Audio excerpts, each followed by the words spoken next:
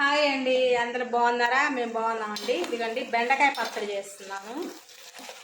బెండకాయలు కట్ చేశాను, ఉల్లిపాయ పచ్చిమిర్చి వేసాను, కొంచెం జీలకర్ర వేసాను, ఇది చింతపండు వేస్తున్నానండి.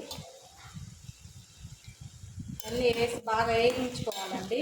వేగిన తర్వాత మనం చిల్లిపాయ ఉప్పు వేసేసి నూనె వేసుకున్నామండి. ఇది జిడ్డుగా ఉండిద్ది అంటారు కానీ జిగటగా ఏమి ఉండదండి. బెండకాయ పచ్చడి టేస్ట్ కూడా బాగుంటుంది. మనం వేగిన తర్వాత చూద్దాం.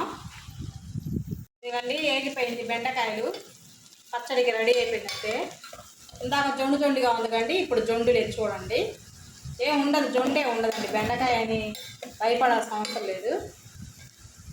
ఇప్పుడు దీంట్లోనే కొంచెం చిందిలిపాయ వేద్దాము. నూరుకోవాలి కదా పచ్చడి. ఆ వేడికి వస్తే మెత్తబడుతుంది, నూరుకోవడానికి బాగుంటుంది. కొంచెం చిన్నిపాయలు ఇందాక వేగిచ్చేటప్పుడే జీలకర్ర వేసాను, స్టవ్ ఆఫ్ చేసాను. కొంచెం చల్లారిన తర్వాత నూరుకుందాం. నూరుకొని పచ్చడి ఎలా ఉందో చూద్దాం. బెండకాయ పచ్చడి రెడీ అయిపోయిందండి. రోల్ లేదండి, మిక్సీలో వేసానండి. అదే ముందే అన్నీ వేసేసాను కదా, ఉప్పు వేసేసి మిక్సీలో వేసాను.